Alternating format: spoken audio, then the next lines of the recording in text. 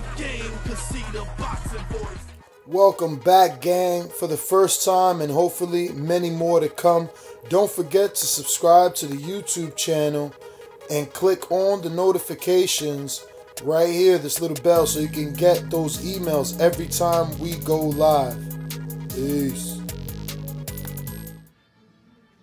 ThaBoxingvoice.com. I'm here with Super Welterweight prospect out of Philadelphia, Kieran Hooks. Recently, you fought on the HBO card, Sergey Kovalev undercard, right? Yep. Tell me a little bit about your opponent. Tell me a little bit about, because I know you faced some adversities during that fight. Yeah. You know, tell me what it was like to be on that big stage. That wasn't your first time on a big stage. First time you was on a big stage with ESPN, right? Yeah, ESPN, my first fight for the guy, 2-on-1. Okay. You know, tell the people what it's like to be a young prospect and be on a big stage and face adversity the way you did. The main thing is just getting the jitters out early on. You know, you normally get rid of those after the first round. Well, during the first round, and after that is just what you've been doing night and day, which is boxing at the end of the day. And recently I fought on the HBO card, Sergey Kovalev. Fought a guy 2-0. His name is Ishmael Villarreal. He's a strong fighter, solid fighter. You know, we had a great game plan going in.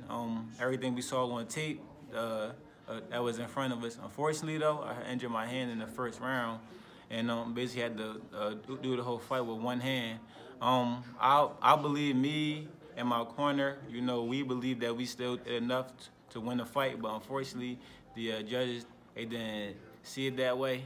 And like I said, like it sucks that it's a loss on my record, but on the same token, like I know that I was prepared well, you know, and did everything that, you know, I needed to do to still pull out the win. So as far as like a confidence thing, like it's still there with me.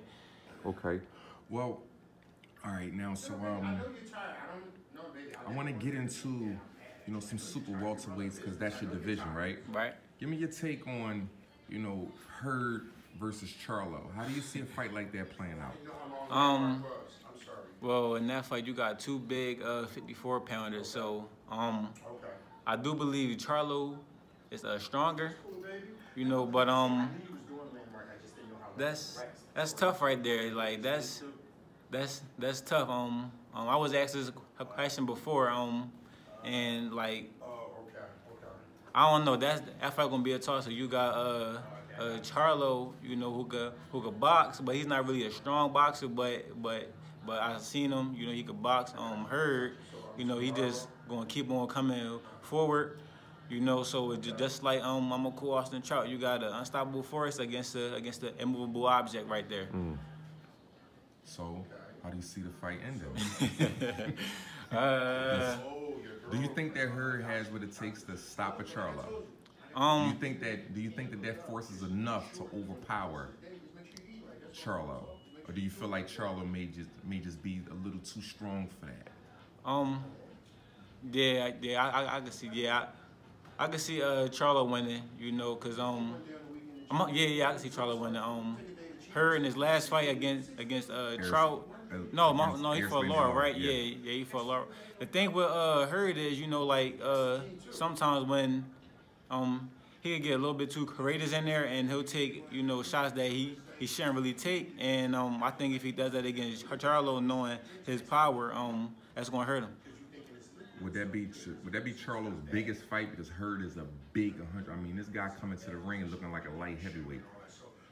And not even in terms of just size, but just the fact that he just came off of that win against Erislandy Laura, who was one of the, probably in my opinion, probably one of the best boxers of this era. Do you think that this is Charlo's biggest test at this point? I'm going to say no, only on the simple fact that it's Hurd that's stepping up. You know, Charlo ain't on this stage. He's been on this stage for a while, and Hurd is coming up. You know, so I think it's a bigger test for Hurd than it is for Charlo. Okay. Now, when next time you see yourself in the ring?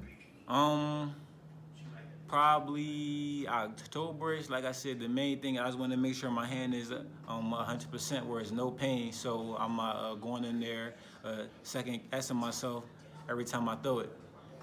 You know something? Philly has this myth about the city where their championship fights fought in the gyms every single day. You know, being a Philadelphia fighter and fighting all over the city, and you know, not just the city, but we're speaking on Philadelphia. Right. Is this true? Are there wars? Are there still wars going on in these gyms? The Absolutely. Way they, yeah.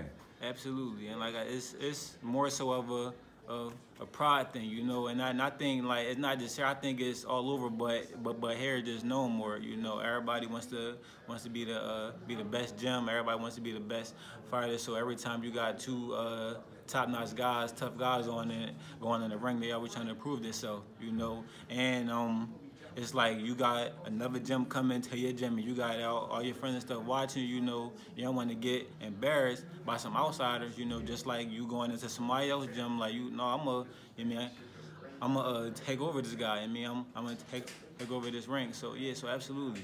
Okay, so in your opinion, do you think that Philadelphia fighters are more bred to be boxers or more bred to be gladiators? Gladiators. Gladiators? Gladiators. Okay. Well, listen, I want to thank you for your time. Looking forward to see you in the ring again soon. Philadelphia's own Kieran Hooks. I'm Jay Goodman. It's the Boxing Voice. Thanks for clicking on. What is up, TBV family? Yes, YouTube has been cutting funding to their channels as of late, and with net neutrality going through its process, the internet is changing. If you want to keep your favorite channel intact, coming up with tons of content, and plus get hours and hours of extra content, head over to patreon.com/ThaBoxingVoice to become a member of the TBV family and help support the channel. Peace.